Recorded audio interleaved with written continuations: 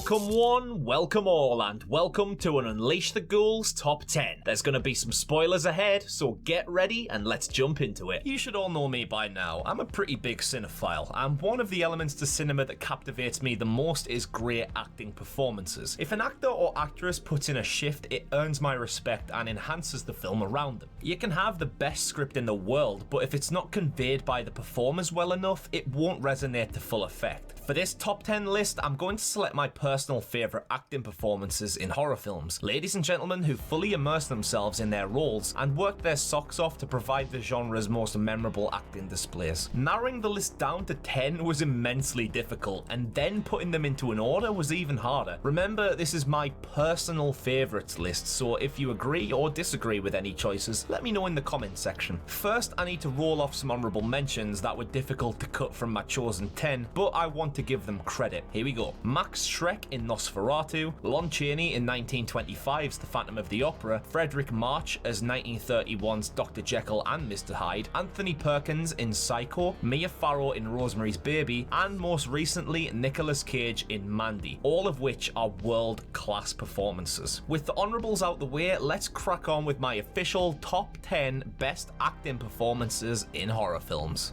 Number 10. Linda Blair, The Exorcist. One of horror's most iconic characters is Regan, a little girl who becomes possessed by the powerful demon Pazuzu and causes chaos to her family. Linda Blair is incredible considering that she was only 14 years old at the time. As normal Regan, she's very natural and her scenes alongside her on-screen mother, Ellen Burstyn, feel authentic. The game switches completely as Regan's possession expands and she becomes increasingly evil, spewing out foul-mouthed insults, having high-octane seizures, and pulling deliciously grotesque facial expressions. One scene where Blair was amazing, as well as actors Max von Sydow and Jason Miller, is the exorcism scene, as the room was chilled to super cold temperatures in order to give the effect of the condensed breath of the actors. Having to lie on a bed for hours on end in a nightie covered in makeup must have taken some effort. Well done, Linda. Number 9. Marilyn Burns, The Texas Chainsaw Massacre. The greatest strength to this groundbreaking 1974 horror is its raw, almost documentary-style feel. Tobe Hooper films the proceedings with basic, grainy cameras that give a rough, authentic aesthetic to the film, and that authenticity is greatly complemented by Marilyn Burns. She plays a generic young American girl on a road trip with her family and friends. Not that much to her character at first, but when she becomes the sole survivor and has to work her ass off, that's when her acting cranks the fuck up. Her facial expressions are genuinely terrified. The width she spreads her eyes to and her intense screaming feel real, like she's physically desperate to survive and is frightened beyond belief. She enhances the film around her, making the threat of Leatherface and the Sawyer family seem like they're all real people in a real situation, rather than just a piece of cinema.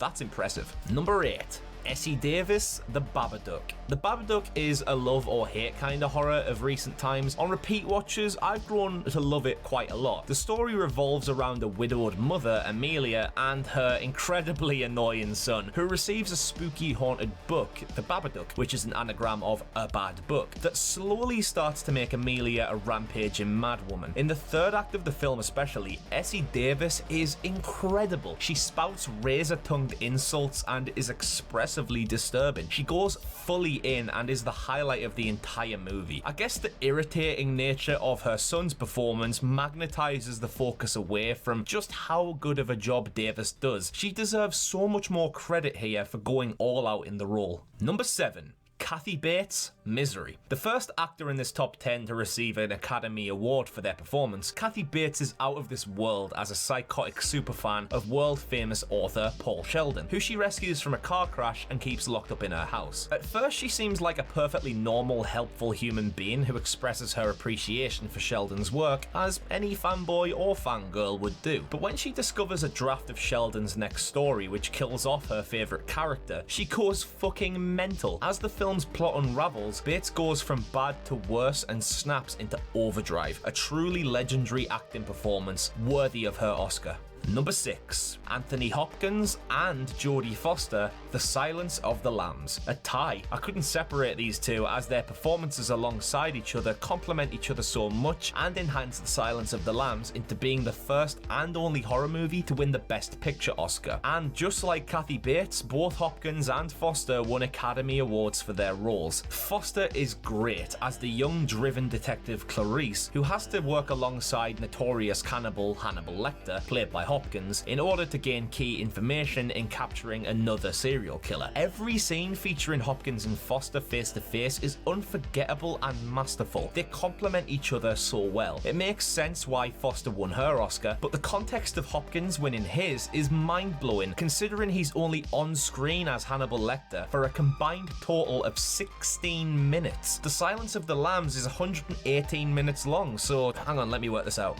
Right, yeah, so about 13.5% of the screen time. That's insane. There are best supporting actors and actresses that have won Oscars for being on screen for 4 or 5 times that length of time. That just speaks volumes for how impactful Hopkins was here, and that it's not how long you're on screen for, it's what you do with the screen time you're given. Number 5. Bruce Campbell, Evil Dead 2. In the first Evil Dead, Ash doesn't really have a character. He's just the guy who happens to survive at the end. I actually think Scotty has more personality there, but Evil Dead 2 came along to both remake the events of the first as well as provide a sequel, and Ash is far more developed here. Bruce Campbell has stepped up a ton since his first outing as Ash, and his acting is now levels above last time. He's given a lot of physical acting to do, and he dives in and smashes it. Most of the film's first act is Campbell acting solo, reacting to the world around him rather than having other actors to bounce off. It's one against all, and he ends up smashing plates off his head, running around the cabin like a maniac, breaking down and going crazy, sawing off his own hand. Campbell's performance is full of chaotic rage and damage. He's also given plenty of great one-liners, and at several points gets to be made up in prosthetics to play Deadite Ash, where he has a lot of fun. He takes so much physical abuse in this film and performs it perfectly. Number 4,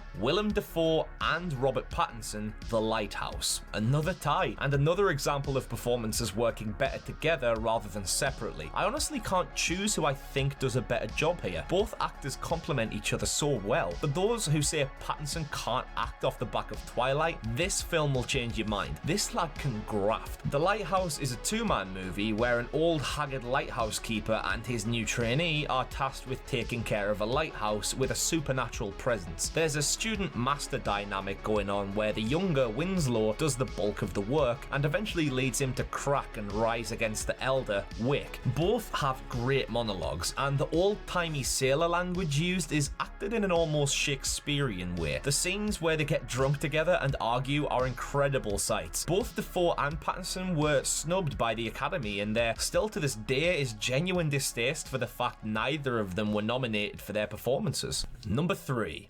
Robert Shaw, Jaws. In 1975, Jaws became the world's highest grossing movie of all time, the first ever blockbuster movie, and it launched the career of Steven Spielberg. It's a classic story surrounding a small coastal town community which is savaged by a killer shark, and it's up to the town chief, Brody, and shark expert Hooper to track the shark down. However, they're gonna need some help along the way, so they get a seasoned veteran of the waters, Quint. The dynamic between the three is exquisite. Both Roy Scheider and Richard Dreyfuss are incredible, but for me, it's Robert Shaw that steals the show. He's got a no-nonsense attitude. He says things how they are. He's fully in command of Brody and Hooper. He steals every scene he's in, and most of all, what is in my opinion, one of the greatest monologues ever in cinema. After a few encounters with the shark, the lads are chilling out below deck, get a few drinks down them, have a bit of banter, show off some scars, having a laugh, until all of a sudden, Quint drops a bombshell that he was involved in the sinking of the USS Indianapolis. He tells of being stranded in the water with over 1,000 other soldiers slowly being picked off by sharks. No visuals required here, just one slowly zooming shot on Shaw's face, cutting back and forth with Scheider's and Dreyfuss's reactions as he delivers this speech for nearly 4 minutes without interruption or even blinking. It's enthralling. Sadly, it's reported that Shaw had big troubles with alcohol at the time and drank a lot between takes, making him very difficult to manage marriage, and also in real life he and Dreyfuss couldn't stand each other, which is a shame considering how great they are on screen together. In fact, the first time they tried to film the Indianapolis speech, Shaw was completely intoxicated and Dreyfuss grabbed Shaw's glass and threw it overboard. Shaw was remorseful and asked Spielberg to have another go the following evening, which they managed to film in one take, and Shaw more than made up for his errors the night before.